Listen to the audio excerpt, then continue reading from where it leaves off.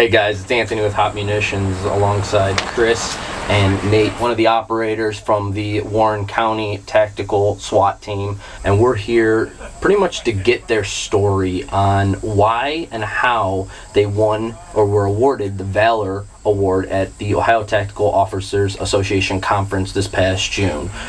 So Chris is going to take the lead here. He's going to ask some questions. Nate's going to pretty much walk us through the story, and you guys can really see what a major SWAT operation is like with these operators. So take it away, Chris. So Nate, thanks for taking the time to let us come down and help you guys out with this. So can you just go through the story and tell us what happened? We are a multi-jurisdictional team. So we all have regular police jobs during the day. Some of us work at night, random different times. Whenever there's a critical incident, something that a local agency can't handle, that's when they call us. July 2022, we got a call from Mason Police Department, which is another city in Warren County. It said they had a escaped inmate from Hamilton County in one of their hotels. Detectives had kind of tracked him down to the specific hotel. They tried to make contact. He had taken some random female that was in the parking lot, kind of talked his way into her room with her. So they went up to her room. They went up there, knocked on the door, said they were the front desk service. They went up there. He slammed the door in their face and said, "Now, if you come in here, I'm going to kill him." So we had some information. The reason he was in jail is because he had been in a shooting down in Cincinnati. He shot somebody, beat up a 2-month-old little baby on Facebook Live. That's what put him into jail. So he's a violent guy to begin with. Violent offender. He was a known gang member down in Cincinnati. He was a part of the Cincinnati White Boys, which, I don't know, it's a fairly large gang in the Cincinnati area. Where the call out actually was, we're almost in Hamilton County there, right across from Kings Island. They called us, kind of backed off everything from there, and that's kind of where it all started. So his whole entire family showed up. He had access through his cell phone and stuff like that, so he was calling all of his whole entire family. His mom told us that he's known to carry guns. He probably has one, and if he does have one, he will shoot at you. Right. So that's his mom saying that. So we took that as violent fugitive, and he's also known to be armed too. So yes. So that's what we operate off of. We did see he had a very large knife, kind of like a kitchen knife, but I don't know where he got it. But it was about, I don't know, it was huge for just be carrying around a knife. Sure. So we saw that he would come to the window, kind of flip us off and stuff like that, and wave his knife around. Said he was going to get into a shootout with us if we came up there. Said first cops in the door, I'm going to kill. So that's kind of what we were operating off of. Barricades are different than hostage rescue or hostage situations because, you know, we're liable for whatever goes on in that room. So we didn't want to push it too much. Right. We don't want to agitate him any more than he already is because, you know, we're responsible for her life in that situation. Sure. You don't want to escalate the situation. Right. Absolutely. So we ended up negotiating with him for 11 and a half hours. One thing that we've never done is we've never called an additional team to us. We operate with explosive breaching. We knew that Hamilton County Police Association SWAT Team, they have the ability for explosive breaching. So we did call them up. They gave us about a 45-minute to an hour long break, I guess. So they took over the scene. We were able to take a break. This was in the middle of the night. We decided to do a deliberate entry on the hotel room. He had posted a Facebook Live video, basically yelling, screaming stuff, saying he's going to die a glorious death, all these things. Then he held a knife up to her throat. So he hadn't really done anything to escalate his posture really up until that point. Besides just words, and now we have actions to match the words. So we didn't. Starting to get more serious now, yeah, for sure. Yeah, I didn't feel like we had the ability to wait any longer. We were going nowhere with negotiations. He didn't even want anything, so it was kind of hard to negotiate with somebody that doesn't want anything. Absolutely. He just didn't want to go back to jail, so that was really it. But obviously, he was going to go back to jail. Right.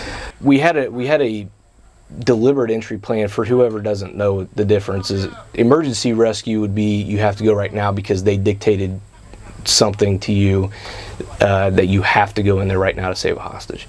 That's emergency hostage rescue entry. Deliberate entry is similar, but we decide when to make the entry into it's a little bit more planned, I guess.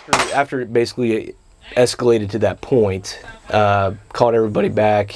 We had our original plan from 15 minutes into it. We didn't change it. So we knew that he was on a 3rd floor of a hotel, right in the middle of the hallway. We had no access to windows because of parking overhangs, so we couldn't get ladders or anything up there. Kind of like a worst case scenario. Worst case, yeah.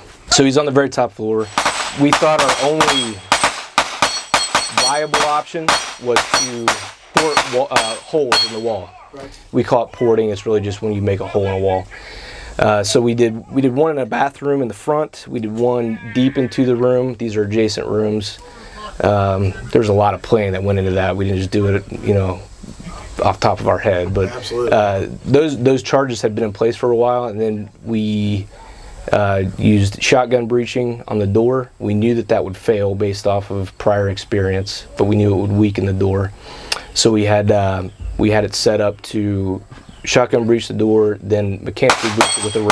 Part of the Facebook Live video is that we were able to see how he had that front door barricaded. That was one good part about the video, is that we saw all that. We saw what kind of furniture he had shoved up against the door and all that stuff, so we knew we were walking into, the basically. complete layout of the room, too. Yeah. Well, we had blueprints and stuff like that. We got He from. pretty much did your homework for you. He did that part, because that's the only part we couldn't see on. You can look on a piece of paper and see this is the layout, but until we saw what he had done on the inside, we didn't know. Made the call for deliberate entry. We did it off a countdown system. We started with the shotgun breaching. A couple seconds after that, we initiated the two separate explosive breachers from two separate hotel rooms, one on each side. We initiated that. They went off simultaneously. We got a really good breach on the walls, so we had exactly the amount of room that we needed on both sides. But the first officer made entry into that doorway as both guns were coming into the room from side to side. On the entry, he had his legs wrapped around her, sitting at the end of a bed. He had one arm all the way around her like this, and then he had the knife straight up to her throat, like across this way. So then he turned towards her, towards the officers that entered. He had her head right in front of his, and then he just poked out just enough, and our first officer that was through the door took one shot, hit him about right here, severed his brainstem, killed him immediately. She was saved. They both fell to the ground, so it's kind of a little bit of a hard stop moment. Yeah. But ultimately she was okay. She popped right back up.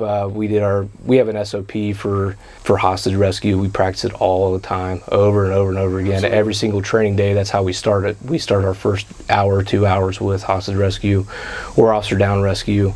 We have an SOP that two guys immediately come grab her and take her out. So, absolutely.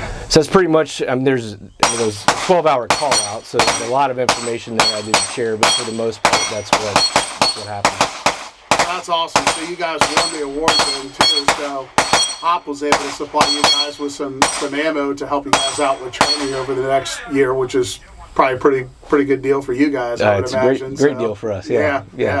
So that's awesome. So, well, thank you for sharing your story. Do you have any questions? I just have to say, his story pretty much defines why training is so important. For anybody who doesn't realize how much these guys are out training, you think of law enforcement and you might only know, what a normal police officer, a patrolman, they don't train as much as a special team. And they need our help to pretty much prevent situations like this from happening. All these guys that went in on this call, how long you guys all been training together? Years. Everybody's got different start times, start dates, so it varies. Our initial entry team was pretty seasoned, so it ranged from 13 years to 8, I think, was the. And you guys are training once, twice a month. Yeah, we have an entire day. 320-hour training year, and that does not include our 1 week long that we spend together doing. And that is pretty much why people like us at HOP, we want to support these guys, and we want to get other people, individuals, companies, anything like that to support them, because this isn't cheap. But at the end of the day, a life is worth more than any amount of money out there, and you guys got to be ready for that. And we're happy to be here and help you guys out and be able to supply you with the ammo and, just anything you guys need. We're only a phone call away. Yeah, So- we greatly appreciate it Absolutely. very much. Well, thank you so much for Yeah. sharing your story. Glad we Yeah. could help you Yeah, guys great out. story. Too. Thank So- you very much. Yeah, thank you.